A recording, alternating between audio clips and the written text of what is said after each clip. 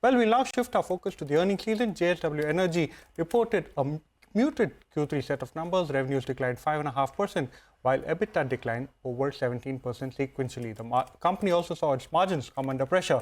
Earlier today, we spoke to Sharad Mahendra, who's the joint MD and CEO at JSW Energy, on his outlook on merchant power volumes and spreads going into Q4. Let's listen in.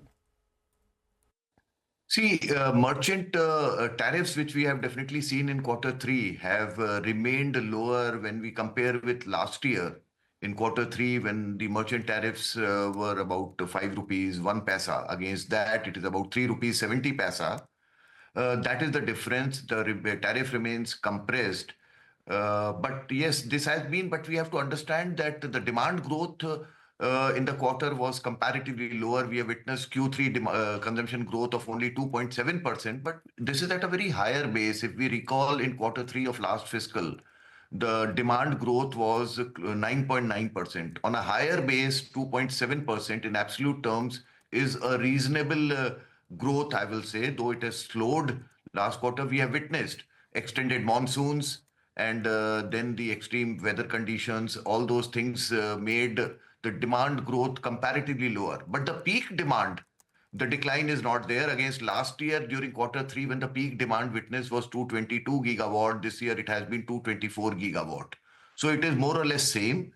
So demand growth continues to be healthy, and going forward, the outlook is that with more of the indicators which are coming in terms of government spend and also the private investment taking pace, and the manufacturing growth and the PMI continues to be healthy, we are absolutely confident that the power demand growth will be significantly better going forward from Q4 onwards.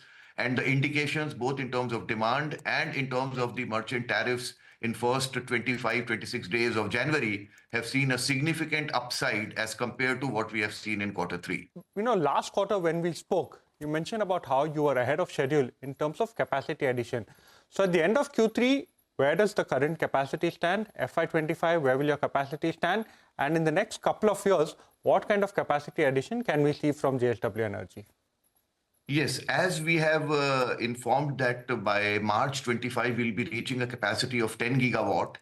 So I'm happy to tell that end of Q3, we are at 8.12 gigawatt operational capacity. And as we are talking in January, on January 28th, 29th till yesterday, the capacity, commissioned capacity is almost 8.8 gigawatt. So in January month only, we have been able to add close to about 0.7 gigawatt of capacity, which includes the synchronization of the second unit of Ind-Bharat, which will give us a significant advantage going forward when the demand season is now picking up. And it is a very low-cost, fuel cost plant, which is close to the mines with domestic coal. So that will give us an advantage. And also the wind capacity addition, which has happened in the month of January. Along with that, a small acquisition of Hetero, 125 megawatt wind capacity. So all these put together, we have already reached at 8.8 gigawatt. And we are absolutely certain of reaching 10 gigawatt by March 25.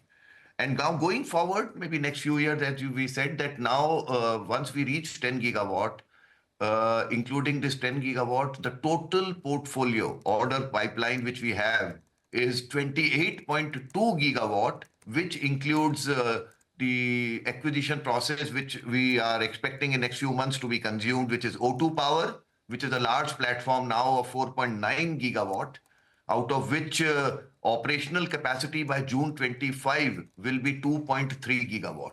So that will get added into this 10 gigawatt number of March.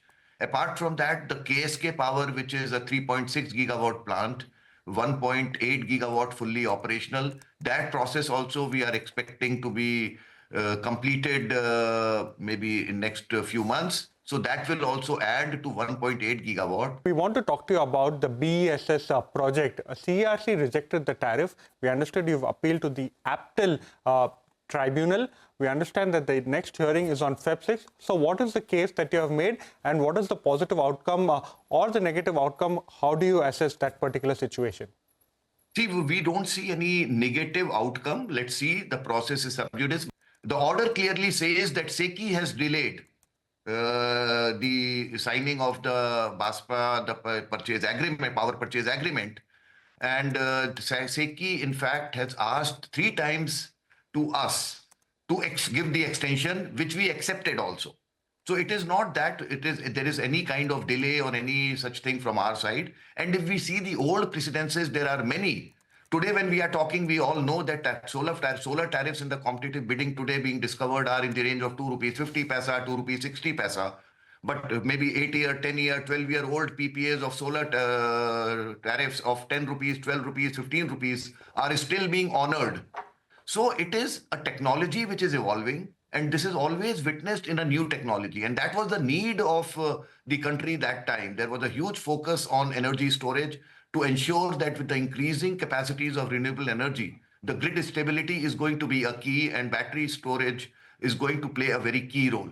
So we have the tariff adoption. The reason which has been given is the delay by SECI. Sufferer are we. So we have appealed in the APTEL, and we are, let's see that, but we are confident that APTEL will see it realistically and will come out with their own decision.